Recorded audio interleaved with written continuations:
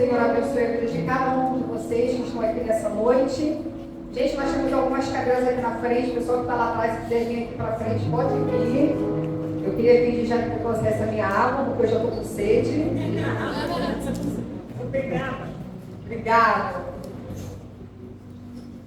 Como disse a nossa missionária Rose, abra o seu exemplar bíblico no livro de 2 Reis. E nós vamos fazer algumas menções de alguns versículos, então vou começar com o versículo de número 18. Vou usar bastante o pessoal da mídia hoje, que eu cheguei esse negócio para cá porque eu sou estabanada. Me conheço. Já caiu no domingo, né? Os filhos aqui pulando e foi matar a gente. Seria eu também no caso, se eu estivesse aqui. Quem for achando, 2 Reis 18, a partir do versículo 29, vai dando o seu glória, do tamanho da sua vitória. Glória a Deus! Aleluia! Tem um povo que tem muita vitória, Senhor. Louvado seja o teu nome. Vou botar no telão? 2 Reis 18, 29. Eu vou daqui para frente. Desculpa. Obrigada, tá? A partir de hoje, dessa primeira quinta-feira desse mês de junho, nós vamos adentrar com uma série de ministrações falando sobre batalha espiritual. Repita comigo, batalha espiritual. Batalha espiritual. E por conta disso, os pastores estarão ministrando na vida de vocês todas as quinta-feiras algumas palavras poderosas que você precisa ter um entendimento acerca daquilo que você luta. Por que a pastora está dizendo que eu luto? Estou dizendo porque eu tenho certeza que você passa por luta. Pastora, por que eu passo por essa luta? Porque desde o momento que você aceita Cristo como seu único e suficiente Salvador, você já entrou em batalha. Porque a tua vida, a partir daquele momento, deixou de ser tua para ser guiada e conduzida por um Deus que te ama, que te guarda e que vela por ti. E então, enquanto você está nesse mundo, a Bíblia diz que o Espírito Santo de Deus habita em ti, e por conta disso, você não mais segue o mesmo rumo que o mundo. E por conta disso, por conta de eu não seguir mais o rumo e o fluxo e não ter mais a mentalidade do mundo, eu vivo constante batalha, missionária Carla. Pensa que isso aqui é o mundo e um dia eu estava sentada aí nessa mesma direção do mundo, no mesmo fluxo do mundo. Todos estão me entendendo? Sim. Mas quando eu aceito Cristo, eu fico no papel inverso. Eu fico na contramão do mundo. Então, todas as vezes que nós vemos um cristão rendendo a ti a sua vida ao Senhor, você pode ter certeza e convicção que a partir daquele momento ele já entrou em batalha espiritual. Batalha significa conflito com o mundo espiritual, conflito com o mundo tenebroso das trevas, conflito com Satã, com Satanás e seus demônios caídos, conflito com principados e potestades. Então a nossa vida como cristão é verdadeiramente lutarmos e guerrearmos, mas o Senhor Jesus já nos dá uns alertas dizendo: no mundo passareis por aflições, mas tende bom ânimo. Aleluia! Então, independente daquilo que eu estou falando, independente daquilo que você vai ouvir, você já tem que ter essa certeza e a convicção na tua vida.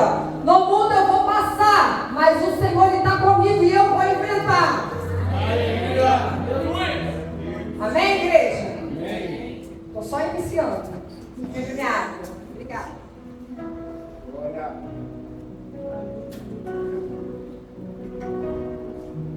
Então essa constante batalha, pastora, quando acaba? No dia que o Senhor vier buscar a noiva dele, ou no dia que o Senhor quiser te recolher da face dessa terra. Quando ele achar que você já cumpriu o teu propósito, ele te recolhe para ele, para viver o novo de Deus. Assim como a Bianca ministrou, não haverá mais choro, não haverá mais tristeza, não haverá mais dor. E sabe, eu estava estudando, e aí eu coloquei na televisão, apareceu umas imagens como se fosse o céu, mas eu acredito que aquilo é um IA, uma inteligência artificial, que fizeram um vídeo. Gente, mas sendo uma inteligência artificial, foi um vídeo tão lindo que eu me emocionei. Eu falei, Senhor, se a IA conseguiu fazer uma réplica de como poderia realidade das riquezas que realmente é o céu. Sabe, a Bíblia diz que você não é desse mundo, você está nesse mundo, mas você vai voltar para a tua casa, você tem um lar. A Bíblia diz que nós não somos daqui, que nós somos apenas peregrinos e forasteiros. E eu amo dizer isso, que peregrino é aquele que passa por um lugar rumo sentido a cidade santa. Peregrino significa que você tem um rumo, que você tem um destino, que você tem uma direção. E por você ter um rumo, por você ter uma direção, existem uns inimigos que tentam impedir você continuar nesse rumo e continuar nessa direção. Porque como diz a pastora Ingrid, estamos indo a um bom lugar. E esse bom lugar se chama Cidade Celestial. Falei, vai cantar a pastora da Meu Deus, eu vou ler, porque eu preciso orar. Eu não gosto de estar sem orar, né? E daqui a pouco eu já estou pregando e não estou orando. E eu preciso. Vamos ler. Quem está na mídia? Daniel, bota para mim o 29 ao 32, depois você pula para o 35. O que nós vamos ler? É uma afronta. É o rei da Síria afrontando o rei de Judá. Amém, igreja? O rei de Judá é Ezequias. Então o rei está afrontando o rei Ezequias e toda a nação de Judá. Assim diz o rei. Não é Ezequias, é o rei da Síria. Não vos engane, Ezequias, porque não vos poderá livrar da sua mão. Próximo. Gente, tem muita história. Eu estou diminuindo para que todos nós possamos acompanhar os mais importantes. Amém? Amém.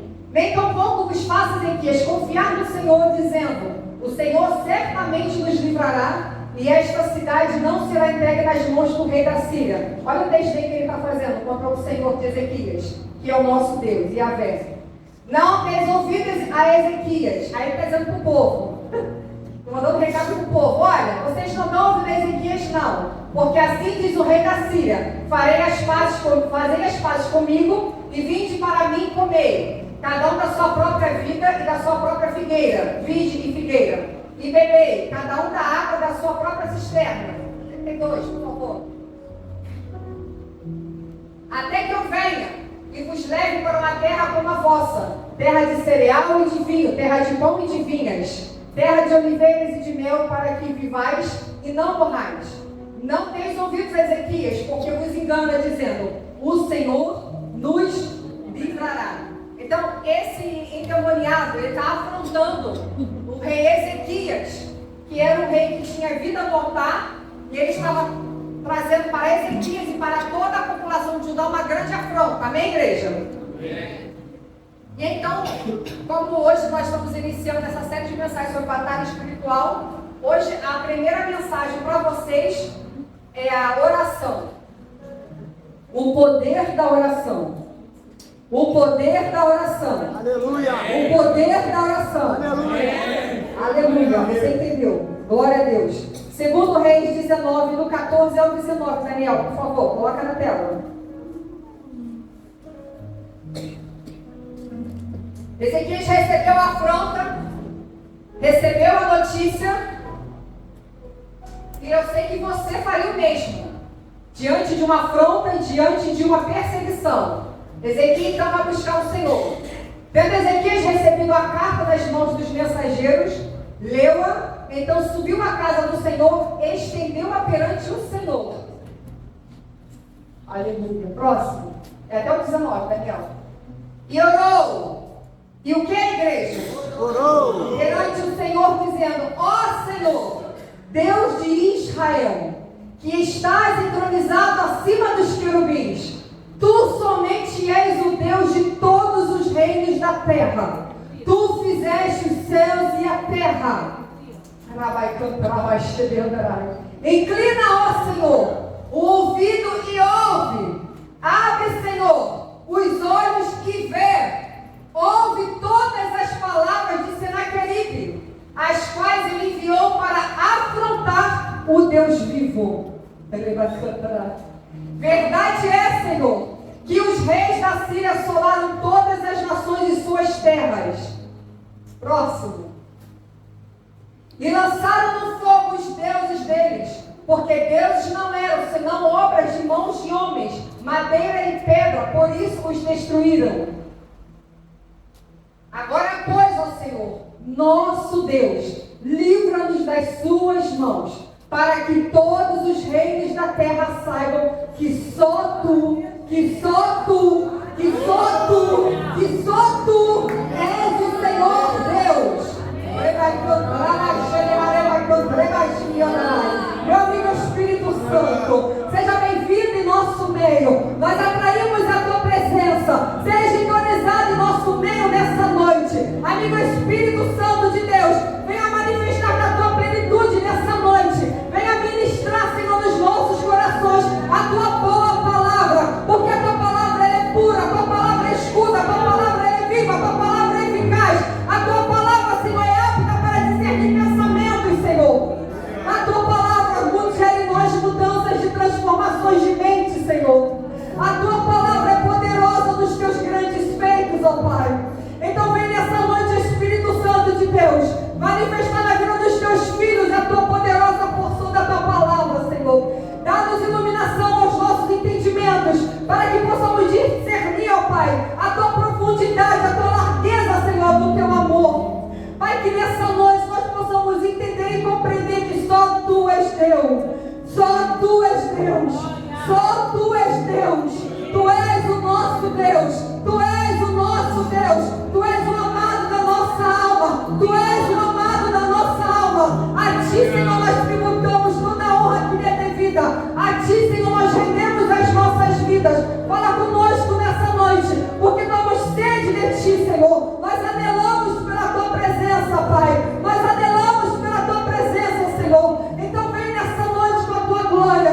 Vem nessa noite com a tua cavode. Vem nessa noite porque só tu és santo. E nós queremos ser santos como só tu és santo. Nós queremos ser santo como só tu és santo, Pai. Fala conosco, Senhor. Fique à vontade, porque a casa é tua e os filhos são teus. E nós estamos nessa noite aqui, totalmente dependentes de ti. Em nome de Jesus, você que concorda com esta oração, diga amém. Amém. Aplauda o nome dele, igreja. Ele é digno. Ele é digno. Ele é digno.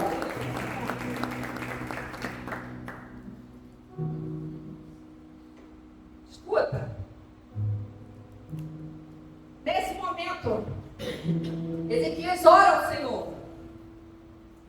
E para que você possa ter a certeza e convicção, que você venha a entender que toda oração gera uma ação. Toda oração gera uma ação. Aleluia. Pastora, por que eu oro e eu não vejo? Aí já não vai para isso. Mas escuta, falando da oração de Ezequias. Ezequias fez uma oração porque ele recebeu uma afronta. O rei Senaqueribe já tinha sitiado a cidade de Jerusalém, que fica ao norte, e ao sul fica Judá. E no sul, ele era o rei de Judá. Então, a Bíblia diz que com 25 anos de idade, Ezequias começou a reinar. Eu tenho certeza que você sabe o que é Ezequias. Ezequias é aquele que Isaías vai falar com ele, e ele fala, arruma a tua casa porque certamente morrerás. Sim ou não? Sim. Vocês sabem, né? Aí aqueles crentes que adoram pegar a Bíblia e fazer aquela lotérica assim, ó, gosto. Fala comigo, Senhor. Aí ele fala assim, ó, arruma a tua cama porque certamente morrerás. Aí eu não sei o que a pessoa faz. Eu não sei se ela lê de novo. Ela acha que o Senhor se enganou, né? Para mim não, é outro filho. Então esse é Ezequias que eu estou falando. Ezequias começou a reinar com 25 anos de idade. E, reinando com Ezequias, ele fez tudo aquilo que era reto diante do Senhor. Ele começou a tirar os postes ídolos. Começou a derrubar os altares de adoração a ídolos estranhos. Ele começou a derrubar todos os postes ídolos. Ezequias levou o povo de Deus a servir ao único Deus, Yahvé. Ezequias foi reto ao Senhor e isso agradou ao Senhor. Ezequias fez o povo voltar à adoração somente a Deus.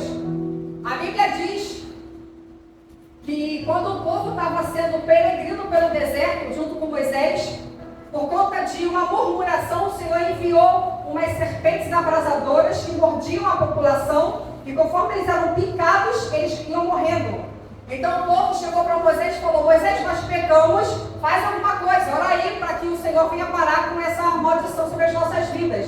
Então Moisés ora, e o Senhor fala para ele assim: Moisés, faça uma coisa, eu quero que você pegue bronze, e eu quero que você faça uma serpente de bronze, e eu quero que você levante no deserto essa serpente de bronze, para que todo aquele que for picado, olhar para a serpente, seja salvo. E isso já tipifica a pessoa de Cristo lá no Novo Testamento, que foi levantado no madeiro. Mas ele não é uma serpente, ele era Jesus Cristo. Amém, igreja? Amém. Então, todo israelita, quando era picado, se ele olhasse para a serpente por obediência, ele era salvo. Se ele não olhasse, ele morria. Então, Ezequias, nesse momento da Bíblia, quando ele está reinando, ele vê pessoas queimando incenso. Nós falamos aqui sobre incenso, incensário, né? E Ezequias vê as pessoas, os filhos de Deus, queimando incenso, missionária Juliana, a essa estátua de bronze, que era, eles chamavam de Neustã. Então, por conta daquela idolatria que já foi gerada por causa de algo que o Senhor fez como um instrumento de obediência, eles começaram a idolatrar. Tamanho desejo de um povo adorar e idolatrar algo visível. Então eles começaram. Isso é profundo demais, gente. Olha, se a gente fosse entrar nisso, ficava só nessa mensagem. Porque a gente não precisa de serpente para idolatrar. Às vezes a gente idolatra o nosso filho, idolatra os nossos pastores, idolatra o nosso marido, idolatra a esposa, idolatra qualquer pessoa que a gente quer botar no nosso coração que ocupa o lugar de Deus, é uma idolatria. Amém, igreja? Amém. Então o povo começou a idolatrar, e o que ele fez? Despedaçou. Ele acabou com aquela palhaçada, com aquela idolatria daquele povo que o Senhor já tinha mostrado tanto amor. E então ele despedaçou aquela serpente, e o povo parou de queimar incenso para aquela serpente, parou com a idolatria com aquela serpente. Então o que Ezequias fez? Fez o povo voltar os seus olhos para Deus. Amém, igreja? Amém. E como toda resposta que eu falei gera uma ação, como toda oração gera uma ação, a oração que Ezequias também gerou uma ação. Vamos ler 2 Reis 19, 32 ao 14, por favor. Bota na tela, por gentileza, Daniel. Quem está querendo a palavra, diga amém. Amém.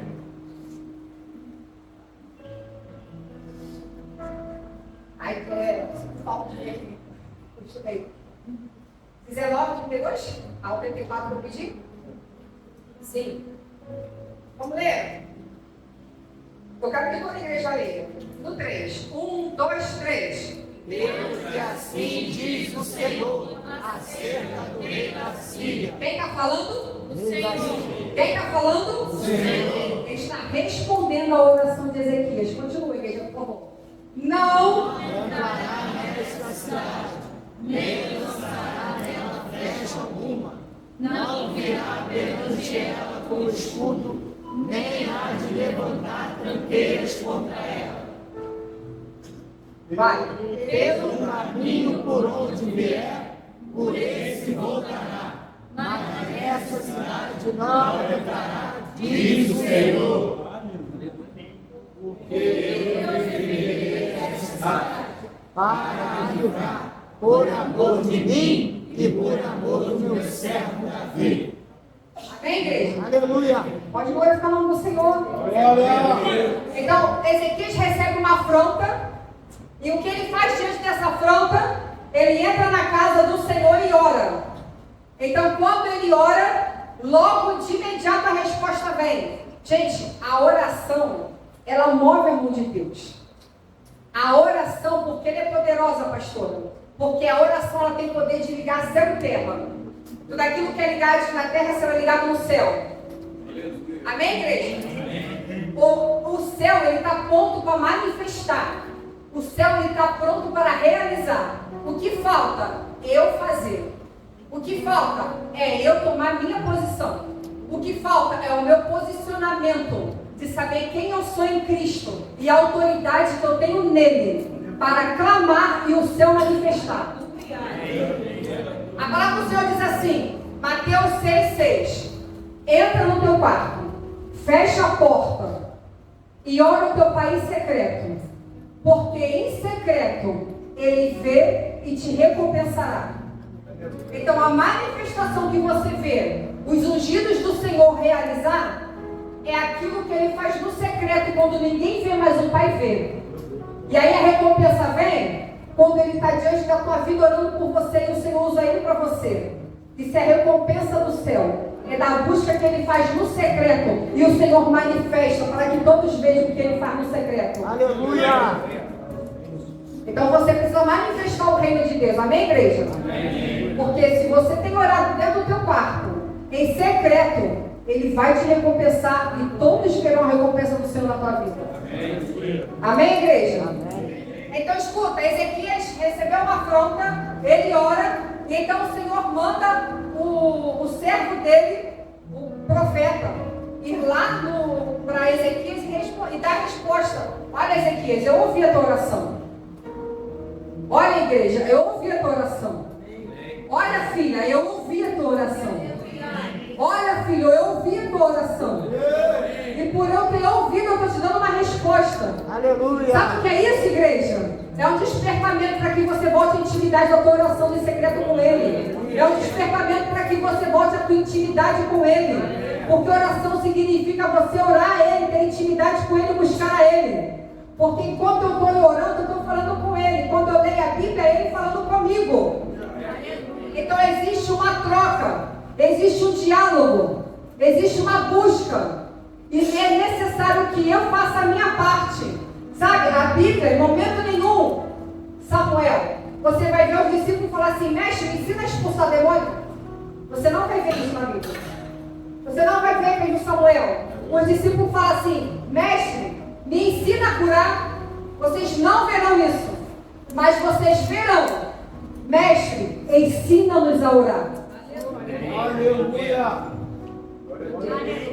A oração ela é ensinável.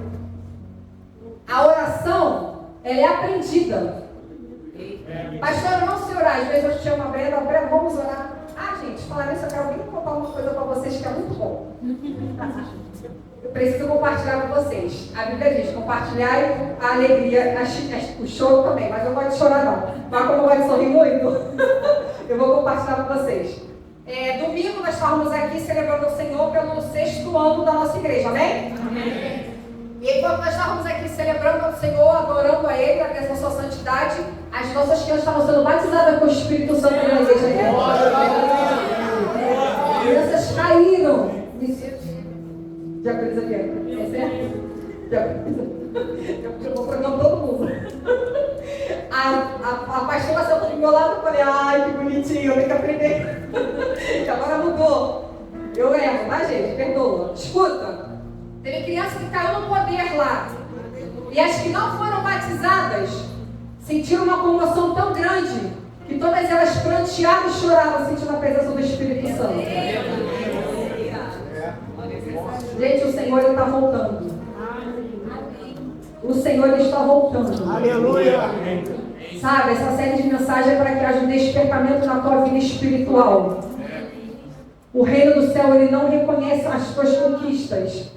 No reino do céu não importa o que você conquistou, o que você tem. No reino do céu você é reconhecido pelas tuas renúncias. Você está buscando carro, você está buscando tesouros, você está buscando riquezas. Nada disso vai entrar no teu caixão.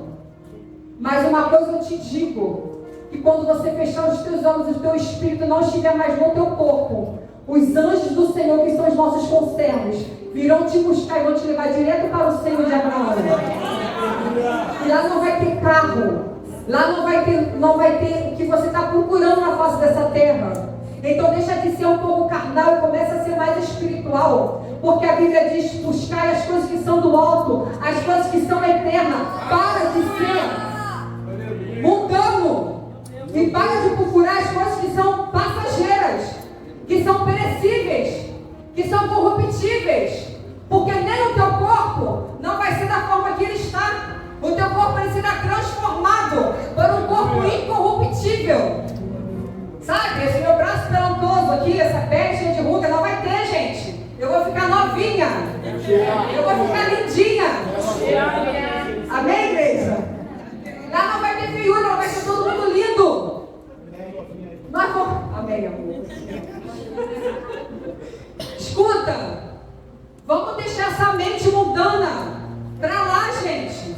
Nós viemos do mundo sim, mas nós não somos mais do mundo. Jesus Cristo orou, o Pai falou, Senhor, ora-te por eles, porque eu estou indo para ti, mas eles vão ficar aqui nesse mundo, eu sei que eles vão sofrer, porque eu estou sofrendo. Mas Senhor, enquanto eles estiverem aqui, uma coisa eu te peço, já que eu não tenho como tirá-los desse mundo, mas então livra cada um deles dos males, livra eles do mal, Senhor. Sabe, quando eu iniciei essa ministração, eu falei, a nossa batalha, ela é diária. Ei, crente, você abriu o olho e você já está em batalha. E você está distraído. E você está procurando por riquezas, correndo atrás daquilo que não vai trazer vida para você, correndo em prol daquilo que só vai te trazer suor. Mas o nome do Senhor não tem sido glorificado naquilo que tu tem buscado. Então volta os teus olhos para Ele, começa a buscar Ele. Busca em primeiro lugar o reino do céu, a sua justiça, e as demais coisas te serão acrescentadas. Assim diz o Senhor. Para de ficar olhando para as riquezas desse mundo, porque no mundo você não é reconhecido por nada que você conquiste nessa terra. Aleluia. Quando você subir, nem o anel que eu tenho no meu dedo vai subir comigo. Nem a minha aliança de casado vai subir, vai ficar. E eu espero que ele não coloque um nome uma. Depender deixa.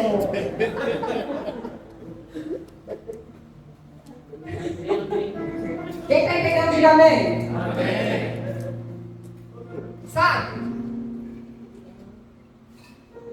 Eu, pastora, gente, eu sou humana. E eu, na minha humanidade, eu tenho sentido a batalha no mundo espiritual. Fizemos uma reunião de pastores e eu abri o meu coração para o meu pastor e para todos os pastores que estavam lá. A resistência está muito grande.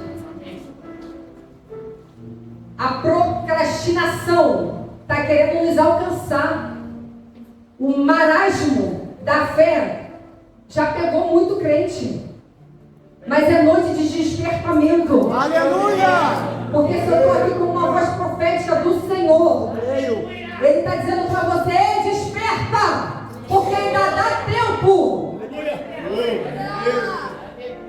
O Senhor, Ele deseja que nós, como filhos dele, voltemos às primeiras obras, às primeiras práticas. Volta para a tua oração, volta para o teu joelho, volta para as tuas intercessões. Volta porque ainda dá tempo, o Senhor ainda conta contigo. Não por aquilo que você é, mas por aquilo que Ele crê que você pode fazer. Aleluia! Porque você carrega a excelência dEle. Sabe, a Bíblia diz que nós somos como vasos de barro, carregando a excelência do poder dEle, para que a gente não venha se gloriar. Você não entende ainda aquilo que você carrega. Você ainda não entendeu aquilo que você carrega. E sabe esse vaso de barro? E estudando, nos estudos bíblicos diz que aquele vaso de barro era uma lamparina que valia 2 moedinhas de prata. Sabe o que é isso? Vale nada diante daquilo que você tem carregado. E você está carregando a excelência da presença dEle. Você tem carregado, pastora Larissa, a excelência da glória e da beleza dEle. O que você tem feito com aquilo que você tem carregado? Eu tenho levantado todos os dias porque eu para o meu trabalho. Eu tenho levantado todos os dias e tenho ido buscar o pão e o alimento para os meus filhos. E qual é o momento que você tira o teu momento com Deus, o teu emocional, a tua entrega, a tua busca, a tua oração, a tua intercessão, o teu jejum? Trabalhei na palavra, meu esposo falou, para amor. Eu falei, não, para não, estou estudando. Ele falou, está estudando a semana toda, chega. Eu quero que ele quer um pouco de atenção. E eu quero ficar ali comendo. Porque enquanto eu vou lendo uma coisa, o Senhor vai me dando outra. Daqui a pouco dá uma parada na minha cabeça que eu falo, Senhor, é muita informação, não vou conseguir. Porque conforme você vai lendo, você vai se levando a níveis de profundidade, de intimidade, que Ele quer que você alcance. Amém, igreja? Amém. Vem cá, Bia, eu vou te usar. Rapidinho. Quem está entendendo, diga amém. Amém. Aqui é o Espírito Santo em mim, tá? Só que quando eu recebo ele é um bebezinho, então ele é bem pequenininho. Sim, quando nós viemos para Cristo, o Espírito que habita em nós, ele é o Espírito Santo. Mas é o que eu fazendo só uma ilustração para que vocês compreendam, amém? Ele não é o bebê, amém, igreja? Amém. É uma ilustração. Por que eu falo isso? Porque a Bíblia diz que quando nós vamos para Cristo, nós somos como crianças, como bebês, e nós precisamos de leitinho. Amém? E conforme eu vou buscando, conforme eu vou me integrando com Ele, conforme eu vou tendo comunhão com Ele, a Bíblia diz que eu já não tenho mais que ficar no leitinho, senão eu vou continuar sendo uma criança, e o Senhor quer que eu amadureça na fé. Amém, crentes maduros? Amém. Então, o que significa isso? Conforme eu vou buscando a presença ela vai crescendo em mim. A presença vai crescendo em mim. Conforme eu vou me alimentando da palavra, a presença vai crescendo em mim. Até que eu já não tenho mais nada disso. Completamente a presença em mim. Até que importa que ele cresça e que eu diminua. Até que todos vejam a glória dele. Até que todos vejam a glória dele em mim. A glória de Deus.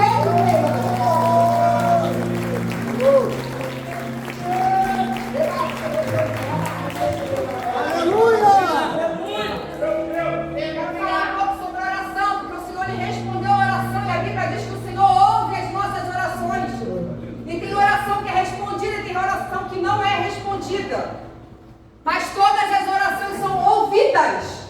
Então não importa o que você fale, não importa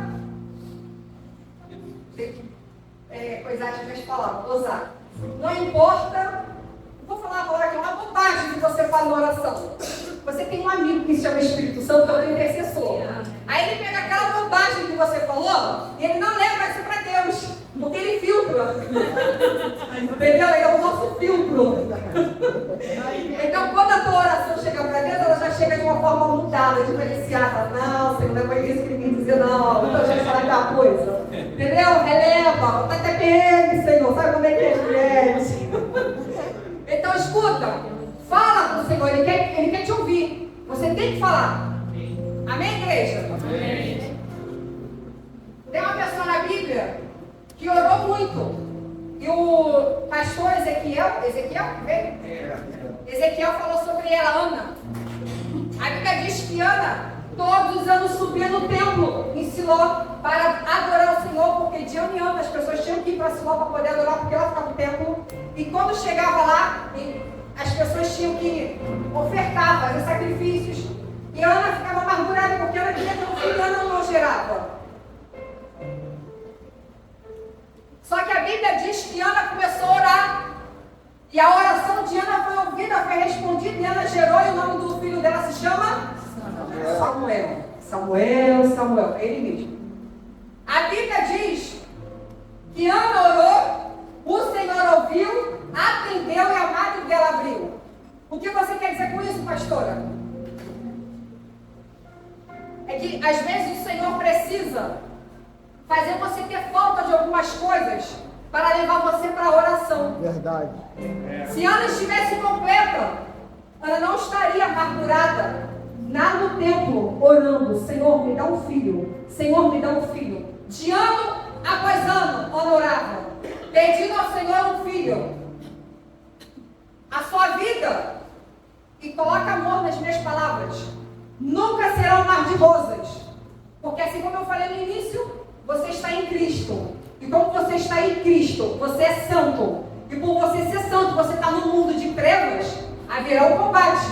Então, em nome de Jesus, Jesus não chamou você para você viver um mar de rosas. Jesus chamou você para que você herde um reino, para que você seja salvo. Amém, igreja? E nós precisamos estar continuamente buscando em Deus a nossa santidade, para que possamos realmente alcançar a nossa salvação. Amém, igreja?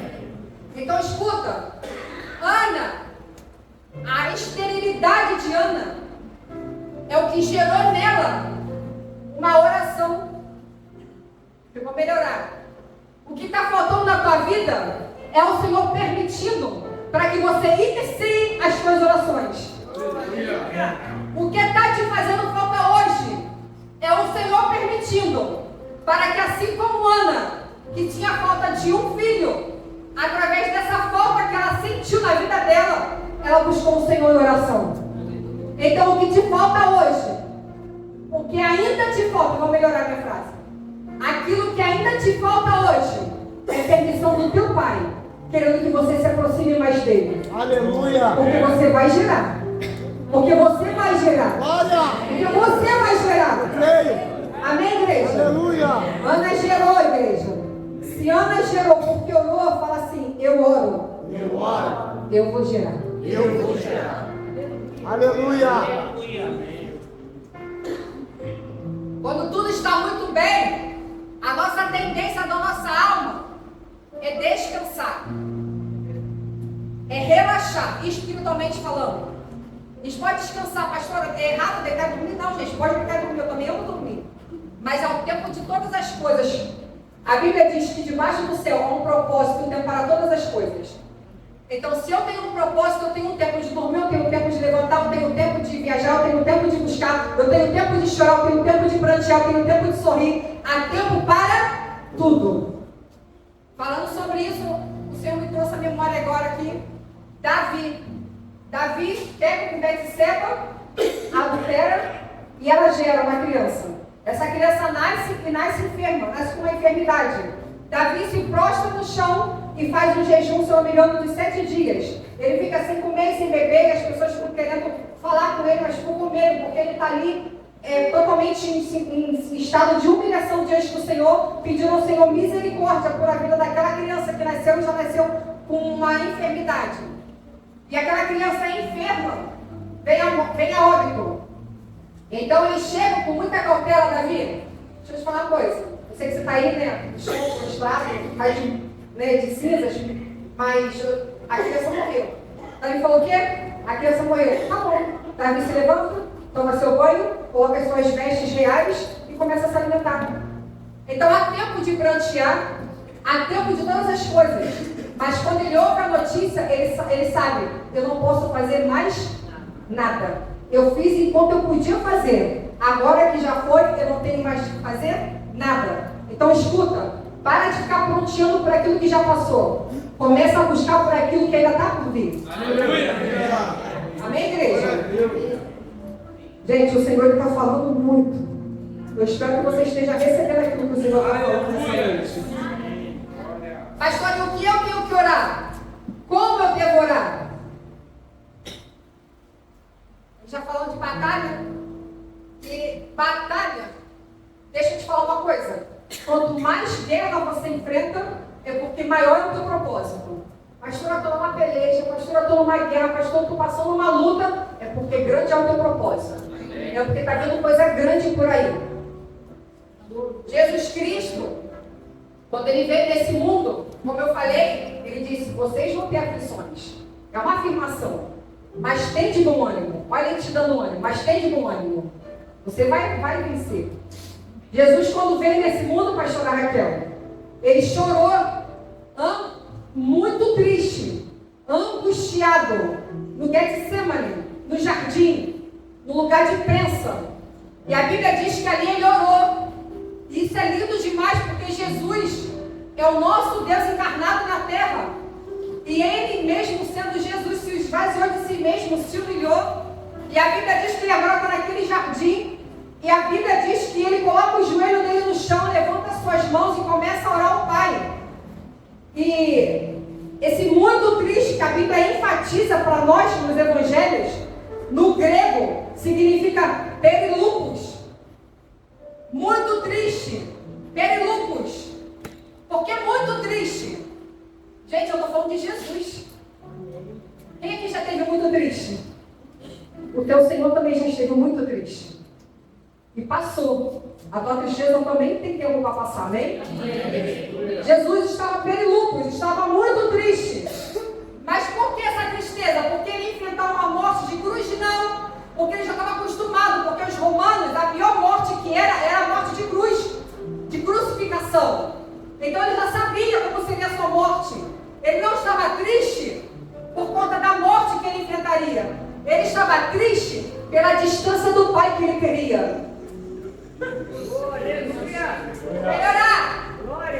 Jesus está no Getsemane ali orando, chorando e derramando suor de sangue.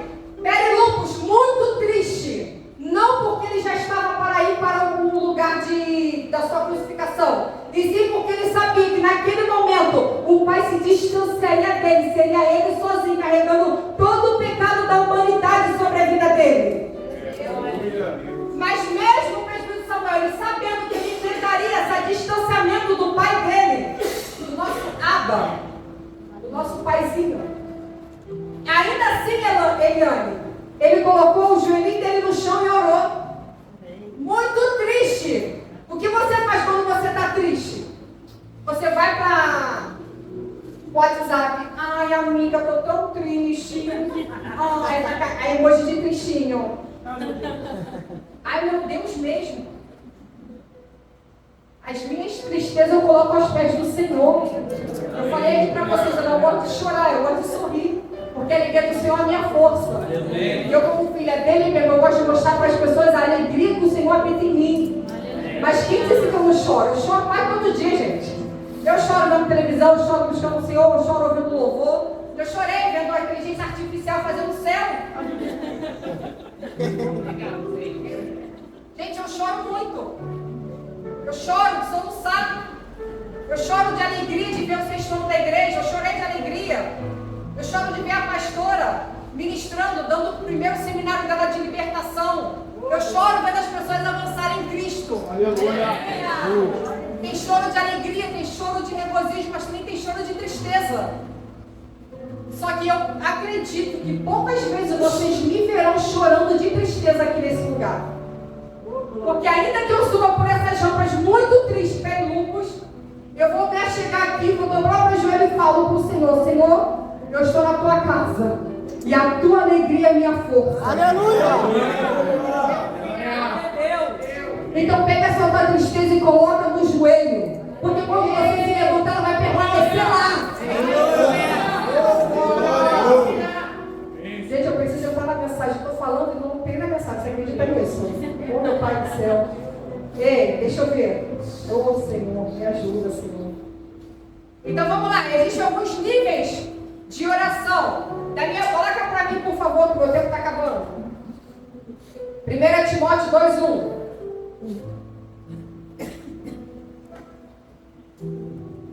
A única coisa que a Bíblia diz para você fazer sem cessar é orar. Orar sem cessar. Por que você cessou? Por que você parou?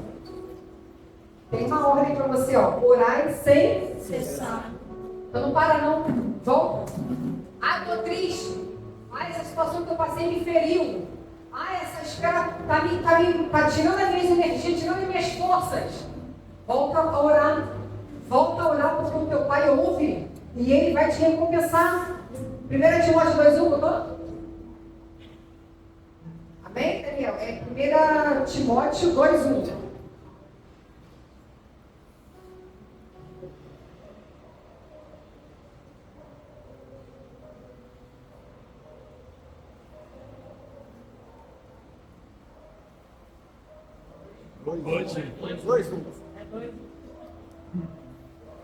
Antes de tudo, pois, exorto que se use a prática de orações e ações de graça em favor de quem?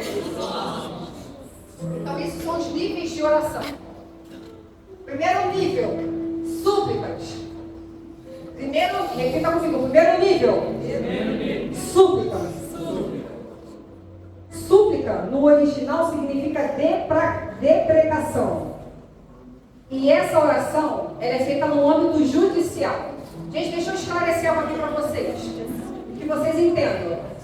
O céu, ele é regido por leis, amém? Amém. Então, aqui na terra, nós cumprimos princípios. Princípios são leis do céu que o Senhor estabeleceu.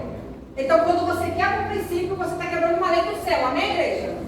Então, quando você cumpre princípios, você prospera, porque você está em conformidade com a lei do céu, amém, igreja? Amém. Então, súplica, a Vivi deve confirmar isso para mim, é você chegar diante do juiz e suplicar por algo, amém, Vivi? Estou certo? Eu não sou advogada não, mas eu estou aprendendo. A gente tem que aprender, né? Gente, a gente tem a Bíblia, a gente tem que aprender um pouquinho de cada coisa. É interessantíssimo. Então escuta, quando eu suplico, eu estou falando como se fosse no âmbito judicial. Coloca para mim, por favor, Salmos 143, 1 e 2. Por gentileza, Daniel, rapidinho.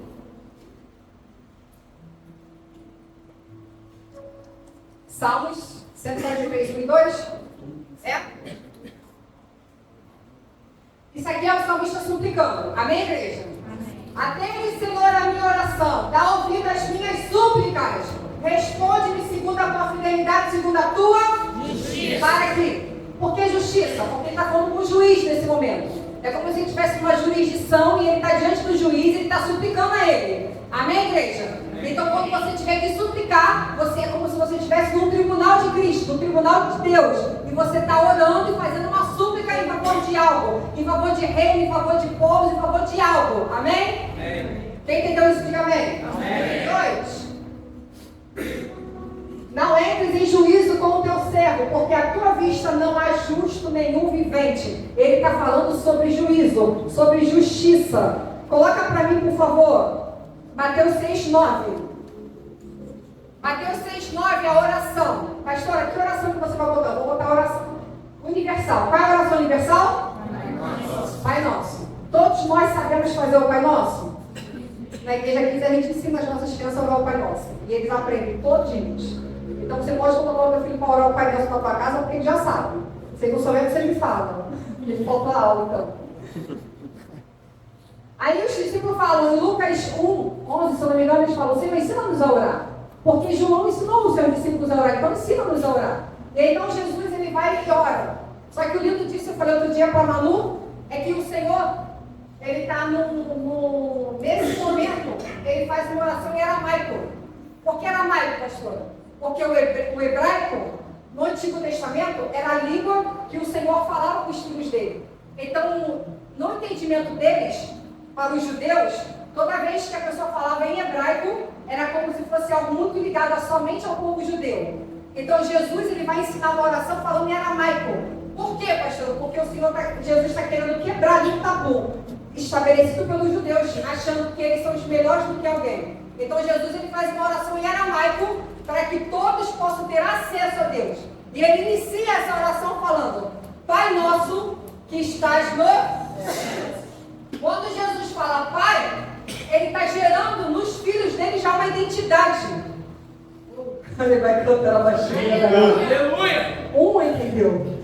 Quando o Senhor está nos ensinando a orar, ele já fala Pai. Ele não fala Yahvé. Ele não fala Jeová. Ele não fala. Ele diz Pai. Porque ele está dizendo assim, olha, quando você for orar, você vai orar aquele que tem intimidade contigo. Ele é teu Pai. Amém, igreja? Aleluia! Estou avançando? Santificado seja o teu nome. Por que santificado seja o teu nome? Porque a Bíblia diz, um dos mandamentos, que o nome do Senhor, ele é santo, ele não tem que ser falado profanamente. Então ele está dando santidade ao nome do Senhor, porque ele é santo. Próximo. Santificado seja o teu nome, venha a nós o teu reino. Vamos, Daniel, vamos que eu estou indo.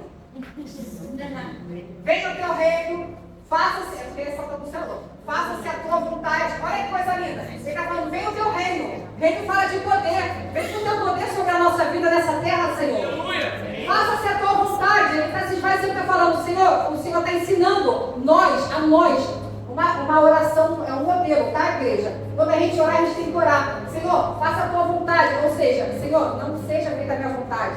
Senhor, eu estou abrindo mão disso aqui que eu quero, mas o Senhor não quiser, então tira. Então é uma oração de renúncia. O Senhor está nos ensinando muitas coisas na oração do Pai Nosso. Assim na terra como no céu. Avança, por favor. O pão nosso que eu contei hoje, isso é provisão do Senhor, é o sustento. Próximo. E perdoa-nos as nossas dívidas, assim como que nós perdoamos nossos devedores. Parou, essa parte é mais difícil, porque o Pai Nosso todo é Deus fazendo. Todo o Pai Nosso que Jesus está ensinando como oração modelo é o Senhor que tem que fazer. Ele que vai te dar o pão, é Ele que vai te dar os poderes, é o reino dele que vem sobre ti, é o Senhor que faz.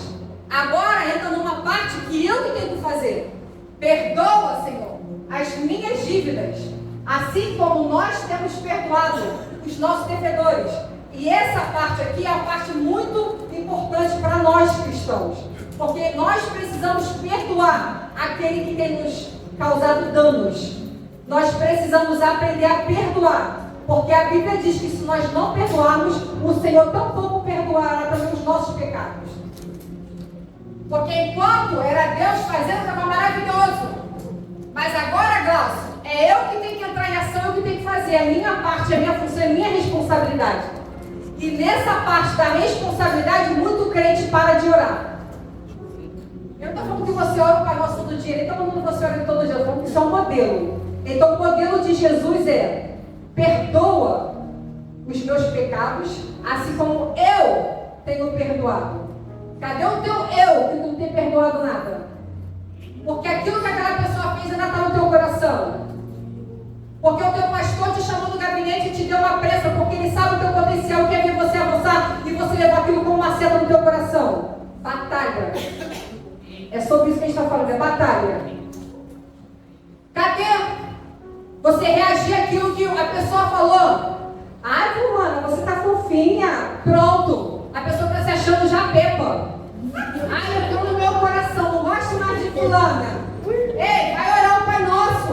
Senhor, perdoa ela. Ela me chamou de fofinha, mas eu acho ela lindinha.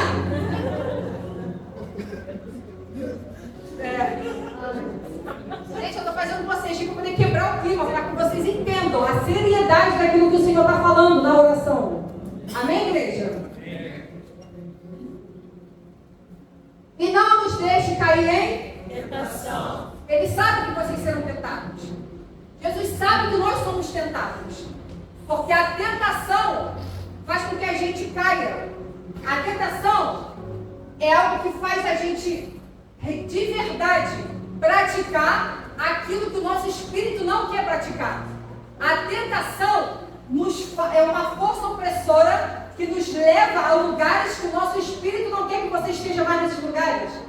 Por quê? Porque lá um dia você caiu. E agora que você está aí de pé, essa força opressora, esse teu combate, essa tua luta, quer ver você caído de novo, porque ele é um caído derrotado. Porque a Bíblia diz que maior o que está em nós do que o que opera no mundo. Aleluia! Coloca no teu coração. Maior o que está em mim. Maior é o que está em mim. Maior é o que está em mim. Toda a igreja declarando, porque tem igreja ainda, tem crente que ainda não falou, declare isso em bom tom. Maior é o que está em mim. Glorifica o nome do Senhor.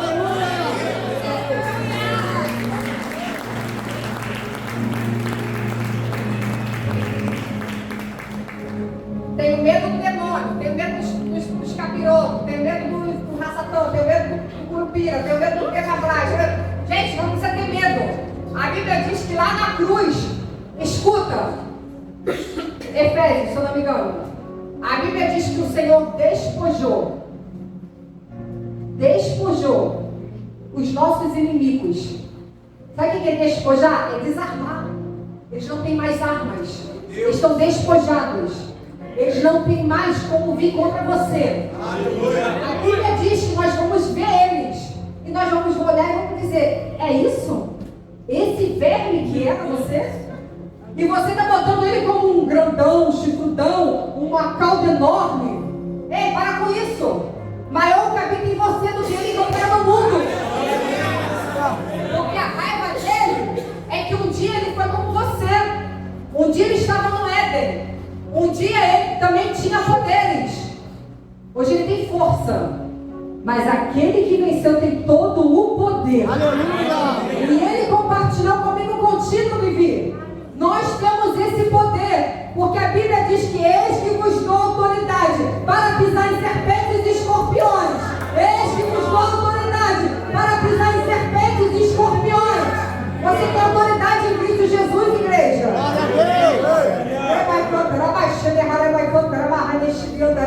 Intercessão, Gênesis 18, do 22 ao 25, rapidamente, que eu preciso liberar fogo. Pai do céu, carruagem de fogo, cavaleiros. Eu falei, metade do que eu queria falar. Cadê, gente? Estou todo errado. Cadê o negócio? Gênesis, que eu falei? Gênesis 18, 22 a 25. Nesse momento, foi de intercessão. E a intercessão, assim como a súplica. Escuta, quando eu estou orando, como é que inicia a oração do Pai Nosso? Pai Nosso. Pai. Eu estou falando com o meu Pai. Mas a intercessão é como a súplica. Eu não falo mais com ele como pai, eu falo com ele como um juiz. Porque agora, uma pessoa pecou. Mas quanto é que o Tiago pecou? Pecou não, tá, irmão? Em nome de Jesus. O Senhor, ele está aqui. Tiago pecou. Aí nós temos um acusador que está lá todo dia, dia e noite. Apesar do Senhor falar assim, vacilou, pecou. Não vai fazer nada não? Ó, pecou, ele está te acusando de noite do teu pecado. Só que aí olha o que acontece. Eu entro na brecha pela vida do Tiago. Como o quê? Como uma intercessora. O intercessor é aquele que representa aquela pessoa. Então eu estou representando o Tiago diante do juiz. Enfim, qual o nome disso? Quem é a pessoa que representa a outra diante do juiz? Hã? Depende. Mas esse é minha mulher falou. Advogado. Quem é o teu advogado lá no céu? Jesus. Jesus é o nosso advogado. Ad vem de junto.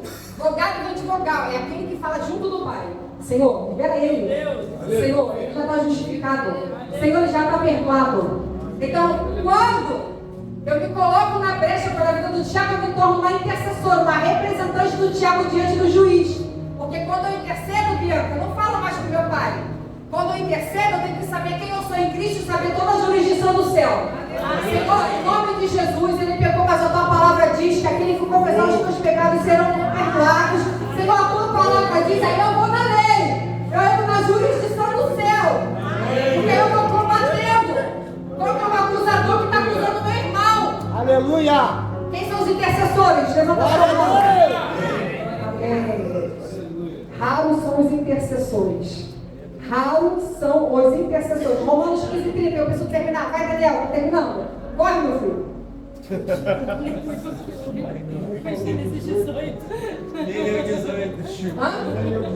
Romanos 15, 30. Não li o 18? Gente, o que acontece? Volta lá. Gênesis. Cadê o Gênesis? Voltou? Então, a partir dali, aqueles homens, ele está falando dos anjos.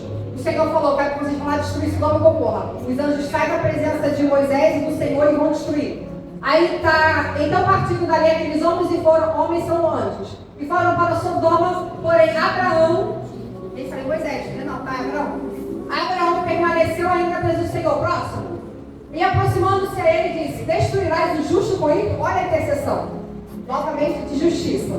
Entrando diante do juiz. Se houver porventura 50 justos, olha, justos, na cidade, destruirá ainda assim, e não pouparás o lugar por amor dos 50 justos que nela se encontram? Ele está colocando Deus contra a parede, está falando assim, olha, eu estou intercedendo por aquela cidade, eu estou intercedendo pelos justos que estão lá. Tu quer ter justiça? Então vamos para fazer justiça. É exatamente isso.